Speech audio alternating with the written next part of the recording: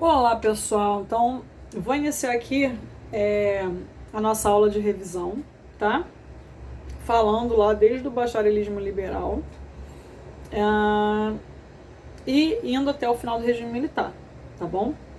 Vou focar aqui em algumas questões que acho que são mais pertinentes, né? Questões mais pertinentes para a prova, obviamente, porque a gente falou bastante coisa. Deveríamos ter falado mais, mas o tempo foi curto, né? Mas falamos muitas coisas sobre o direito do Brasil nação, então desde o Império até o final do regime militar. E aí eu vou me centrar aqui justamente no que eu falei para vocês que era mais importante para a prova, né? Que é o que vocês sempre gostam mais de trabalhar. Eu vou dividir em 2 vídeos porque eu vou gravar uma aula também de revisão para uma outra turma minha. Uma aula não, né? Vou dar uma aula ao vivo agora de revisão para uma outra turma minha. E aí eu vou aproveitar e quando tiver a partir de Primeira República eu vou gravar junto, né? Então aqui esse primeiro vídeo eu vou falar do que é o bacharelismo liberal, que é o conceito de cultura jurídica, né? Da criação nacional do Estado, a partir da independência, a crise e o início da República. E o restante está no outro vídeo que vai ser maior, tá bom? Então vamos lá. A gente viu que o Brasil Império, quando a gente tem a independência, o Brasil ele adota uma política jurídica que é a do liberalismo. Mas o liberalismo no Brasil ele não entra como uma revolução burguesa. O liberalismo no Brasil entra como uma ideia, né, uma filosofia para o rompimento do pacto colonial, digamos assim, o rompimento com Portugal para impedir que o Brasil voltasse, digamos assim, né, aquela velha condição de colônia. A elite que estava aqui, então, ela se articula, há vários grupos ali, mas eles se articulam e há a proclamação da independência, e esse Brasil se torna liberal. Mas a gente viu que o liberalismo do Brasil é conservador, né? Há uma manutenção da estrutura social, então há uma manutenção do conservadorismo e do patrimonialismo, né? E aí a gente analisou isso em aula, né? Vimos que esse liberalismo ele é patrimonial e conservador. Como construir esse Brasil? Um dos instrumentos para se construir o Brasil é através da cultura jurídica, é através do direito. A gente viu que o Brasil, ele também para ser construído, a história foi um instrumento, né? A literatura foi outro instrumento e o direito foi um grande instrumento.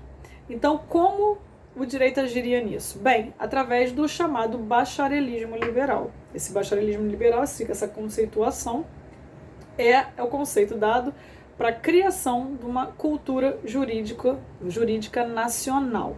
Então, até brinquei com vocês, não vamos falar que o bacharelismo liberal é o bacharel em direito que se julga liberal, não é conservador. Não. É uma cultura jurídica nacional, né? A cultura jurídica criada como instrumento também de construção dessa nação. E essa cultura jurídica, para se estabelecer, ela tinha 2 etapas. A primeira etapa, ela está no viés da formação das instituições educacionais. Que instituições elas? Instituições de formação ali do início da elite, então, por exemplo, o Colégio Pedro II, o IHGB, mas principalmente para a gente aqui do direito, a criação das faculdades de direito. Então, primeira etapa desse bacharelismo nacional, a criação da faculdade de direito, uma em Pernambuco, inicialmente em Olinda, posteriormente transferida para Recife, e outra em São Paulo. Essas faculdades são criadas em 1827. Portanto, a gente tem aí a de Pernambuco com uma característica extremamente erudita, né? E a de São Paulo com uma característica mais pragmática na atuação política. Elas têm características diferentes. Por que se escolheu Pernambuco e São Paulo?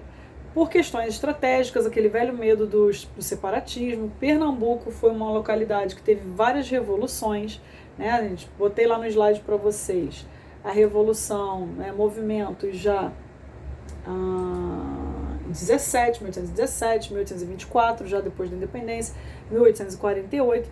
Então havia essa grande preocupação da unificação aí desses construtores do mundo da ordem, né? Desses construtores da nação que eram os bacharéis. Então, Pernambuco ela vai ficar sempre mais marcada na questão dos códigos, da construção dos códigos nacionais. Então a gente viu Teixeira de Freitas, por exemplo, o próprio Clóvis Bevilacqua, que vai criar lá o texto do Código Civil, que vai vir em 1916. Então ela sempre vai ser mais erudita. São Paulo, mais pragmática, tá? Há sempre esse medo do separatismo. Vocês deem uma olhadinha lá no texto do Volckmer, que ele traz essas características, ele se baseia lá na fala, nas ideias da Ghislaine Neder, né, falando sobre as faculdades, as características das faculdades de Direito. Qual é a segunda etapa dessa cultura jurídica nacional? Qual é a segunda etapa desse bacharelismo nacional? Justamente a criação dos códigos e leis nacionais. Porque a gente viu que durante a colonização, toda a estrutura do direito que aqui vigorava era a estrutura do direito portuguesa. Aquela com base nas ordenações reais portuguesas, né? Com base no direito canônico e no direito romano. Era um pluralismo jurídico. Então, toda a formação dos bacharéis era feita em Portugal, né? Assim como a estrutura jurídica, legalista e burocrática toda portuguesa. Então, agora, nesse momento que o Brasil é independente, tem que se criar leis nacionais. E aí, em sala, eu falei para vocês da própria Constituição de 1824, que vai estabelecer as diretrizes da nação, né? Que vai estabelecer que o Brasil é um Brasil liberal, mas a gente vê que é um Brasil liberal conservador patrimonialista. A criação do Código Criminal de 1831, deixando de lado o livro 5º das Ordenações Filipinas, outras legislações que a gente verificou, as leis abolicionistas, desde a Lei Regente Feijó, passando pelo Eusébio de Queiroz, Ventre Livre, Sexagenários e Lei Áurea, o Código Comercial de 1850 e a Lei de Terras, por exemplo, além de lei hipotecária e outras legislações que surgissem nesse Brasil Império, incluindo o projeto de Código Civil, que não veio. A Constituição de 1824 ela falava que deveria vir um Código Civil, né? Esse contrato Teixeira de Freitas faz a consolidação nacional, a consolidação das leis civis, depois o esboço do Código Civil, mas ele abandona um projeto muito por conta dessa questão da propriedade privada no Brasil, a questão do escravismo, da escravidão e da propriedade de terra, que ainda tinha aí esses grandes problemas da questão da regularização pelos latifundiários, apossamentos, etc. Então a gente viu isso. O que é o bacharelismo liberal? Então essa cultura jurídica nacional, né?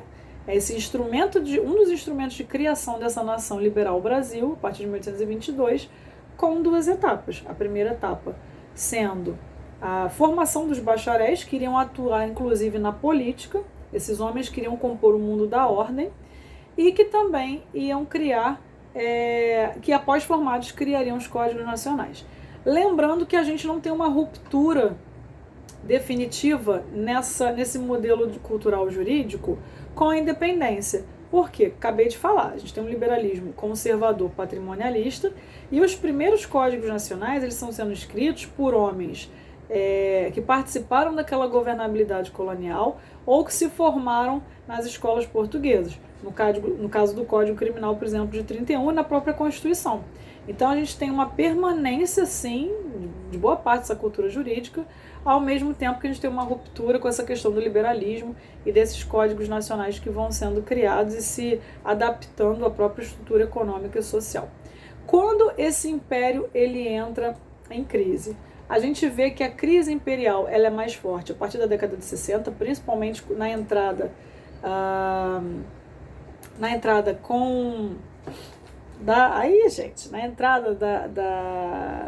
Guerra do Paraguai, né?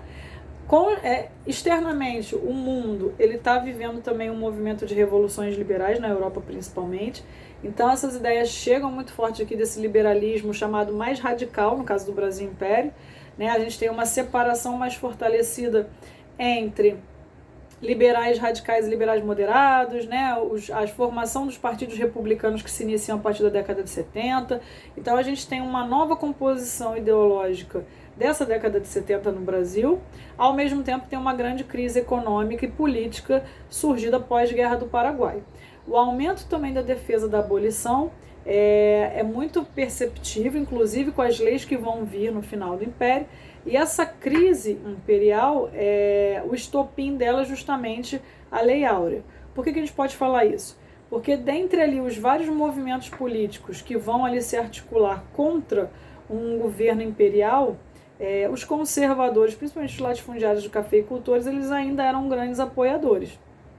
E no momento que você retira a propriedade privada desses homens, no caso, os escravizados, né, eles enxergam como uma intervenção desse direito de propriedade pelo Estado que não indenizaria essas pessoas. Então, se une aí liberais radicais, republicanos federalistas, abolicionistas, militares insatisfeitos com a não participação política, né, e o desenvolvimento, desembocar aí do final da guerra e uma falta de reconhecimento, questões com a igreja, alguns estremecimentos, outros movimentos existem também nesse período, tá? Mas eu tô aqui pra gente uma generalização assim mais plausível, tá? Para falar nesse momento. Dentro desse contexto da crise e com a assinatura da Lei Áurea, que foi o último pilar, né, considerado assim do Império, a gente tem uma proclamação da República na união aí da chamada oligarquia cafeicultora, principalmente, e esses vários grupos com também militares. A República, ela vai ser instaurada, e tem a Primeira República, também conhecida como República Velha, mas a Primeira República ela vai ser, então, feita em duas etapas. A primeira, chamada República da Espada, com os presidentes militares, né, o Deodoro e o Floriano, que vão ser retirados do poder, com grandes manifestações aí, fora revoltas populares também que existiam na época.